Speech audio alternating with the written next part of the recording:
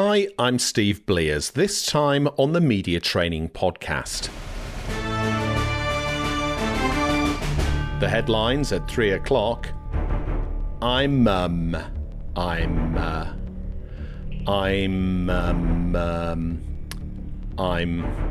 Yes, we're talking about being authentic in media interviews. Now, the number one bit of advice you usually hear about being authentic in the media is just be yourself, just be yourself. Yeah, be yourself. Just be yourself. Yeah. But what if yourself isn't great? Just being yourself is an issue for many of us because, let's face it, we've all got aspects of ourselves we'd really rather not broadcast. Also, when you're live on air or being interviewed on TV, radio, or even a podcast, it is nerve-wracking. Your palms are sweaty, adrenaline is coursing through your veins. In short, you're crapping yourself. Even seasoned broadcasters with years of on-air experience struggle with this. In my career, the spike of anxiety I got when the mic went live never really went away, and trying to look authentic and in control is always a struggle. So let's get into it. Here are some ideas on how to appear authentic in the media. Number 1, think about your values. Now, when preparing for your media interview, don't just consider how you're going to line up all the facts and points that you want to trot out. Think about framing what you'll say in terms of your values. And by values, I don't mean something your business might print on a mouse mat. I'm talking about what you stand for. Maybe that's honesty, integrity, respect, kindness, whatever your values are. You should express those values, the values you hold, in your answers. Okay, so for example, you might reply to a question like this.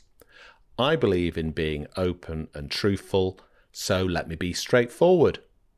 Or you might say, out of respect for everyone involved, I think it's important to state.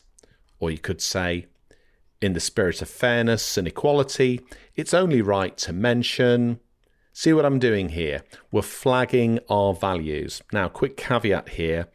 Don't overdo it. Don't scroll through every available value you can think of and use this in front of every answer. Consider, a value you honestly have and express it in your voice and why that matters and why you hold it dear. So that's a suggestion to use your values to appear authentic. Next, in a similar vein, opinions. Now, they say, don't they, that opinions are like butts. Everyone's got one. And because of this, we're a little reticent about sharing our opinions, aren't we? We don't want to be judged. But don't confuse having an opinion with being opinionated. Opinions tell people who you are and what you stand for. And if that isn't a shortcut to authenticity, I don't know what is. So, in an interview, tell people what you think, tell them your opinion, and explain why. So, an opinion might be, I believe social media has a predominantly negative impact on society. It fosters unrealistic expectations and can lead to increased feelings of inadequacy and anxiety, especially among young people. There we go. What an opinion. But this is opinionated. Social media is ruining society completely. It's nothing but a breeding ground for misinformation. So yeah, that's opinionated. So opinions matter. If you want to be authentic, use them. Right. Next, you can use stories and examples to sound authentic. Using stories when you're being interviewed or answering a journalist question. I don't mean once upon a time type stories. I mean real life examples to illustrate your points. Micro moments, I suppose, or anecdotes work best. Keep them short and to the point. They add credibility and relatability. Stories are also really visual and so memorable.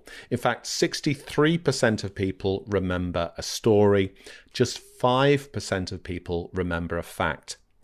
You probably won't remember that. It's from a book called Made to Stick. So let's try this theory.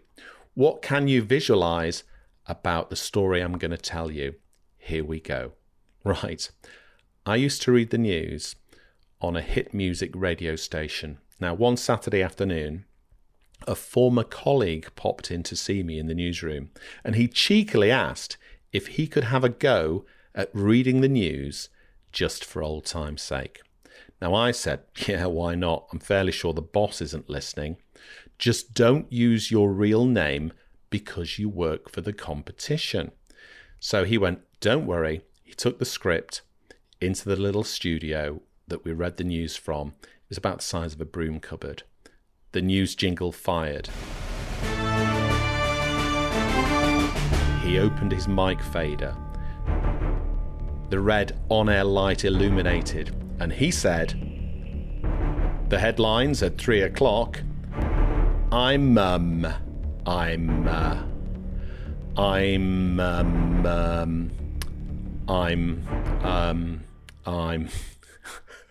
Yep, he'd forgotten to come up with a fake name, and in the pressure of the moment, he couldn't think one up.